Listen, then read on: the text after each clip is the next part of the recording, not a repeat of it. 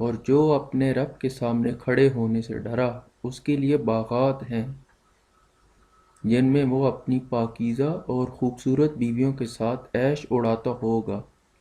ان باغات میں ہر پھل ذائقے میں دوسرے سے مختلف ہوگا۔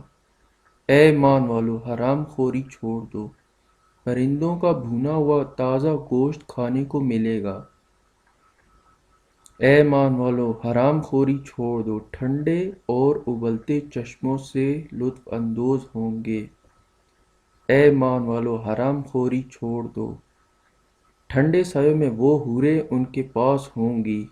اے ایمان والو، حرام خوری چھوڑ دو، کل مشرق اور کل مغرب کا مالک۔ اے ایمان والو، حرام خوری چھوڑ دو، کل آسمانوں کل زمینوں جو کچھ ان کے مابین کا مالک۔ اے ایمان والو، حرام خوری چھوڑ دو، کل اگلوں کل پچھلوں کا مالک۔ اے ایمان والو، حرام خوری چھوڑ دو، کل جنت کا مالک۔ اے ایمان والو، حرام خوری چھوڑ دو، کل جہنم کا مالک۔ اے ایمان والو، حرام خوری چھوڑ دو، آگ بڑی بڑی ستونیں اوپر پھینکنے کا مالک۔ اے ایمان والو، حرام خوری چھوڑ دو، کیا عہد کو پورا نہیں کرو گے؟ اے ایمان والو، حرام خوری چھوڑ دو، مظلوموں کی مدد نہیں کرو گے، ظالموں کو نہیں روکو گے۔ اے ایمان والو، حرام خوری چھوڑ دو، عاد کو عذاب دینے کا مالک۔ اے ایمان والو، حرام خوری چھوڑ دو، سمود کو عذاب دینے کا مالک۔ اے ایمان والو، حرام خوری چھوڑ دو، لوط کو عذاب دینے کا مالک۔ اے ایمان والو، حرام خوری چھوڑ دو۔ قرآنی آیات: آیا تمہارے پاس ابراہیم کے معزز مہمانوں کا قصہ پہنچا جس وقت کہ ان کے پاس آئے تو انہوں نے سلام کہا؟ انہوں نے بھی سلام کہا۔ تم اجنبی لوگ ہو۔ پھر چپکے سے اپنے ماتحتوں کے پاس گئے، پھر وہاں سے ایک موٹا تازہ بچڑا لائے، پھر اسے ان کے پاس رکھا، کہا کیا تم کھاتے نہیں؟ پھر اپنے دل ہی دل میں ان سے ڈرے۔ انہوں نے کہا آپ ڈرے نہیں، اور انہوں نے انہیں ایک صاحب علم لڑکے کی خوشخبری سنائی۔ پھر ان کی زوجہ اس گروہ میں آ گئیں اور اپنا منہ پیٹ لیا اور کہا کہ بڑھیا اور بانجھ۔ انہوں نے کہا کہ تمہارے پروردگار نے ایسا ہی فرمایا ہے، بے شک وہ صاحب حکمت صاحب علم ہے۔ فرمایا کہ اے رسولو، تم کو کیا مہم درپیش ہے؟ انہوں نے عرض کی کہ ہم ایک گناہ گار قوم کی طرف بھیجے گئے ہیں تاکہ ان پر مٹی کے پتھر برسائیں جو آپ کے پروردگار کے پاس حد سے زیادہ گزر جانے والوں کے لیے نشان کیے ہوئے ہیں۔ پس ان میں مومنوں میں سے جو کوئی تھا اسے ہم نے نکال دیا، اور ہم نے ان میں فرما برداروں میں سے ایک گھر کے سوا اور کسی کو نہ پایا، اور ان میں ان لوگوں کے لیے جو دردناک عذاب سے ڈریں گے ایک نشانی چھوڑ دی۔ اور موسیٰ میں جب کہ ہم نے ان کو فرعون کی طرف کھلے غلبے کے ساتھ بھیجا، پس اس نے اپنے برتے پر روگردانی کی اور کہنے لگا جادوگر ہے یا دیوانہ۔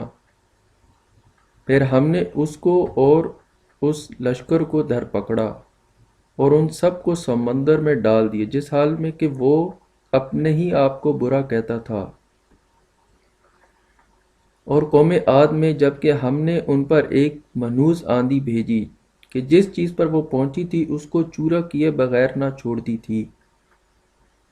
اور سمود میں جب کہ ان سے یہ کہا گیا کہ ایک مدت تک نفع اٹھا لو، پھر انہوں نے اپنے پروردگار کے حکم سے سرکشی کی تو ان کے دیکھتے دیکھتے ان کو ایک کڑک نے آ لیا، پھر نہ تو وہ کھڑے ہی ہو سکے اور نہ بدلہ لے سکے۔ اور نوح کی قوم کو اس سے پہلے ہی یقیناً وہ لوگ نافرمان تھے۔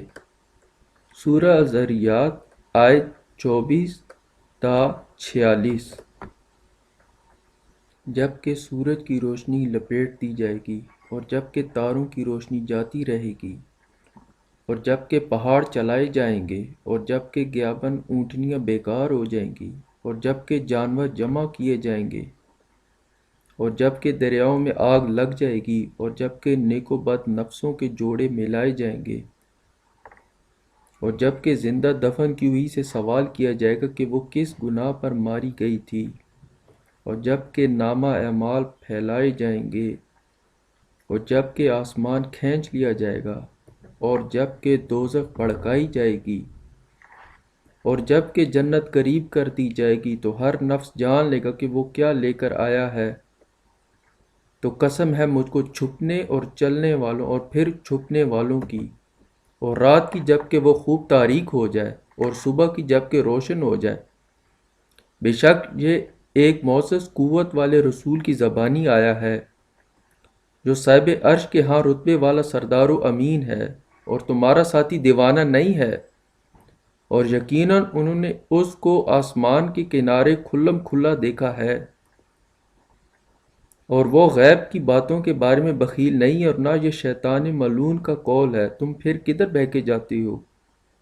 یہ اور کچھ نہیں ہے مگر تمام عالموں کے لیے نصیحت، اس شخص کے واسطے جو تم میں سے سیدھی راہ چلنا چاہے، اور تم کچھ بھی نہ چاہو گے سوائے اس کے کہ جو اللہ تمام عالموں کا پروردگار چاہے۔ سورہ التکویر آیات 1 تا 29۔